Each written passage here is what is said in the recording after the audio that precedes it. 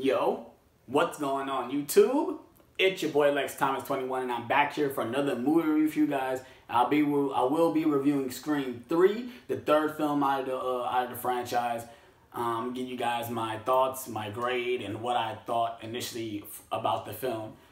This is my least favorite one out of the franchise, so this probably will be my lowest grade out of all the films. Let me go ahead and get into it. This is starring Neve Campbell, David Arquette, Courtney Cox. The original three is back. Wes Craven came back to direct this one, but the writer of the original two, Kevin Williamson, didn't come back to write this one, so it doesn't feel like it's the same film other than the last movies. I'm going to go ahead and get into that. Starting off with the film, we have Cotton Weary coming into it. He's talking on the phone, and just the dialogue alone doesn't feel like a Kevin Williamson film. It just feels like it's just someone who watched the other films and like, okay, I gotta try to tread off that. We start up with Cotton gets a call from the killer, and the killer is watching his wife, so he rushes to get home, and the sequence is pretty good. You know, each Scream has a big opening scene where a main character gets killed, I like the scene. The scene where he comes home and the wife is wondering what's going on and attacks her. That's a pretty good scene. I love the dialogue between that right there. It felt like, okay, this is a Scream film. And going on that, Khan gets killed, obviously, and we set up with the film where that's what leads to the rest of the film. And we have Sidney Prescott is back. She is back, but she's not Sidney. She's another character. She plays another role because she has to get away from that Sidney Prescott life. So she's living out in the middle of nowhere, being a you know, kind of a help advisor. She's like answering calls, helping people get through things. And I did like that aspect of the movie because it would make sense that she would go into hiding basically, or into witness protection, because she's been through this too many times. She's tired of living this life. She wants to be by herself and be away from people because you can't trust everybody. She feels like everyone was out to kill her, obviously. And I did like the aspect. Going back to, we have Courtney Cox and David Arquette coming back. Courtney Cox is still riding up the high of being on a news show, but she finds out that Cotton got killed and that basically the killer keeps leaving these photos of Sidney's mom. Now, going into the main plot, basically we have the studio is making another stab movie, and the cast is being killed by the way they are killed in the film itself. So the killer is killing the cast the way they're killing the characters in the movie. And I didn't really like that aspect. Wes Craven did this basically. He did the same thing in New Nightmare when he collided the movie world with the real world and kind of collided them together.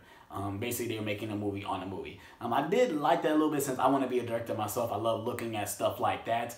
But when you're making a movie about a movie, or when a movie is being made, it's basically the same movie. I don't know if I like that much. It depends on what it is.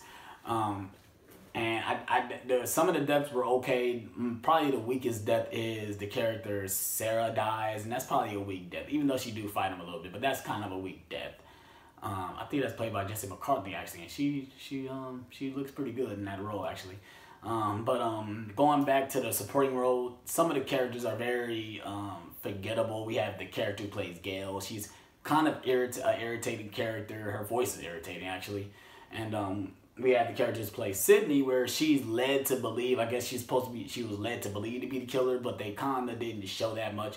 There's a scene where all the characters are in the house having, I guess, a party, whatever, a little get together, and the house blows up and she comes out of nowhere, and the way they show it is like, oh, is she supposed to be suspected to be the killer? And it wasn't, you didn't get that feeling, you know. It didn't feel like, oh yeah, she might be the killer, but you know, it really didn't get that feeling.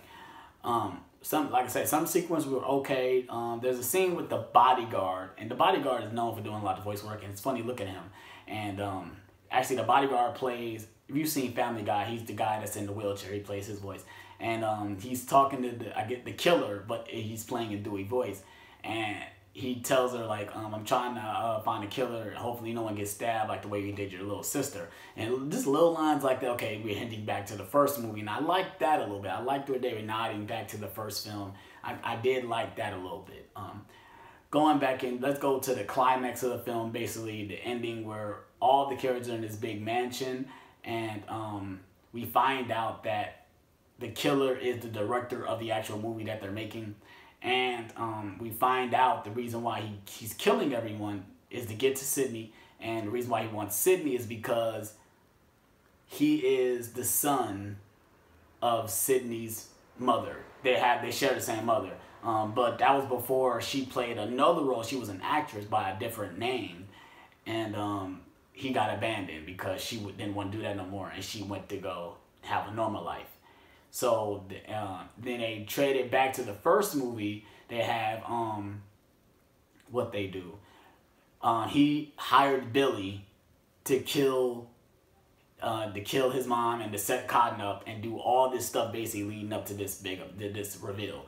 I did like that a little bit, but it was kind of far-fetched because we already had that storyline done in the first movie. That's the same motive Billy had. Billy had that motive where Sidney's mom was sleeping with his dad, and that's why his mom left, so he got abandoned, right? And we basically doing the exact same thing in this movie. That's why this one gets kind of lackluster, because the motive isn't clear. We've done this already.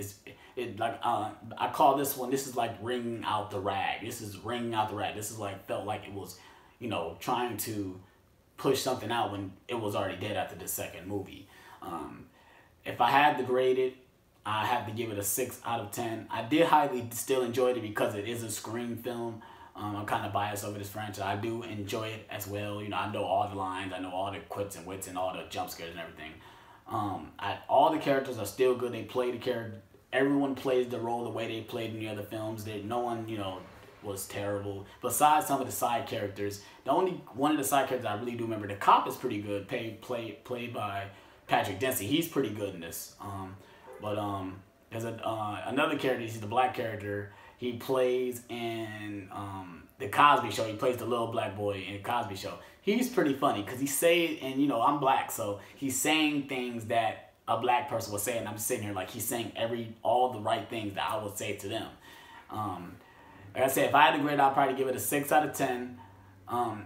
It's very out of the ordinary out of the last two, just because the writer didn't come back, and I'm glad he came back for the fourth one, which I will be reviewing. Hope you guys enjoyed this video. Please slap the like button. Please subscribe for more. Let me know what you thought of this review. Let me know what your favorite Scream movie is in the comment section below. I will be reviewing Scream 4, or if people want to call it Squirform, because they put the 4 in the middle of the damn title. Let me know what you guys thought of this movie in the comment section below. And I'm out on this one, you guys. Peace.